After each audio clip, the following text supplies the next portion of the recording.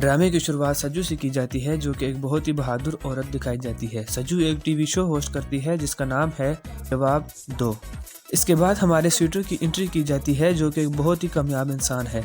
इसने अपने डैडी के नक्शे कदम पर चलते हुए चाइना में अपने बैंक की एक नई ब्रांच ओपन की है, जो कि इनके डैडी के नज़र में एक बहुत बड़ा कारनामा है।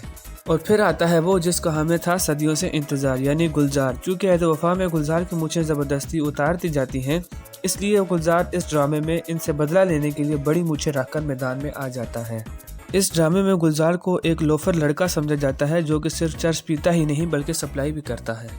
अस्का एक कॉलेज पढ़ती लड़की है जिसका बड़ा भाई सुल्तान स्वीटू के घर में बावर्ची का काम करता है और गुलजार अस्का से बहुत प्यार करता है। जैसे यूनिवर्सिटीज़ में एक न एक लड़की ऐसी भी होती है जो रिश्ते वाले बाजी की तरह कमीशन लेकर एक दूसरे की सेटिंग करवाती है। इसी तरह का एक किरदार इस ड्रामे में भी है, जो कि अस्का की भाभी का है। भाभी गुलजार से कमीशन लेकर ज़बरदस्ती अस्का की शादी करवाना चाहती है गुलजार के साथ। एक रोज़ सुबह भाभी गुलजार की माँ को लाती है और अस्का को उठाकर उसके हाथ में ज़बरदस्ती अंगूठी पहना देती है। इस पर भाभी और अस्का की मां की लड़ाई शुरू हो जाती है और इनकी लड़ाई के दौरान गिलास टूट जाता है और सुल्तान का पांव जख्मी हो जाता है। अपनी ज़िंदगी के बेशतर साल प्रदेश में गुजारने की वजह से मैं इस बात का गवाह हूँ कि घर की मुर्गी हमेशा दाल बराबर होती है। स्वीटू चाइना में प्रदेश काटने के बाद वापस घर आने का प्लान बना लेता है और अपनी अम्मी को बताता है कि मेरे लिए खाना तैयार करें। सुल्तान चूँकि ज़ख्मी है, इसलिए वो अपनी बहन और अम्मी को बावर्ची के काम के लिए भेज देता है। इतनी मेहनत से खाना तैयार करने के बाद जैसे ही स्वीटू घर में आता है, खाने में बाहर निकलने पर अस्का की ऐसी धुलाई करता है जैसे ये भाई कंबल की कर रहे हैं।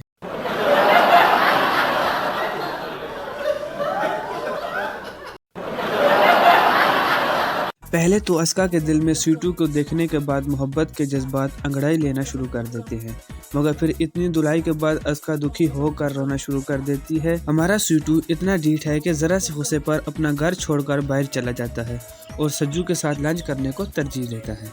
लड़की एटीट्यूड दिखाकर इम्प्रेस करने की कोशिश करती है,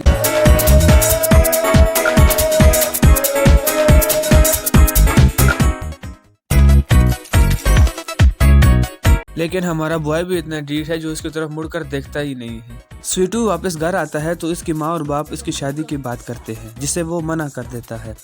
फिर स्वीटू रात को सोने से पहले सज्जू के साथ बात करते हुए इसे ये बात बता देता है। क्योंकि सज्जू स्वीटू से दिल ही दिल में प्यार करती है, इसलिए वो ये बात सुनकर उदास हो जाती है। दूसरे दिन अस्का फिर स्वीटू के कमरे की सफाई कर रही होती है कि स्वीटू का परफ्यूम टूट जाता है। अस्का टूटे हुए परफ्यूम को छुपाकर बाहर जा रही होती है कि अचानक से स्वीटू और इसकी माँ आ जाते हैं। स्वीटू इस पर चोरी का इल्ज़ाम लगाता है और फिर पहले की तरह धोना शुरू कर देता है। सज्जू अपने शो में एक माफिया को एक्सपोज करती है और बहुत से लोग इस मासूम से जान के दुश्मन बन जाते हैं। क्योंकि सज्जू की माँ सज्जू को सेफ एंड सिक्योर देखना चाहती है, इसलिए वह सज्जू को शादी का मशवरा देती है। इनकी इस फिलॉसफी के मुताबिक हर शादीशुदा मर्द सिक्योर है, लेकिन असल में शादी के बाद इनका हाल कुछ यूँ होता है।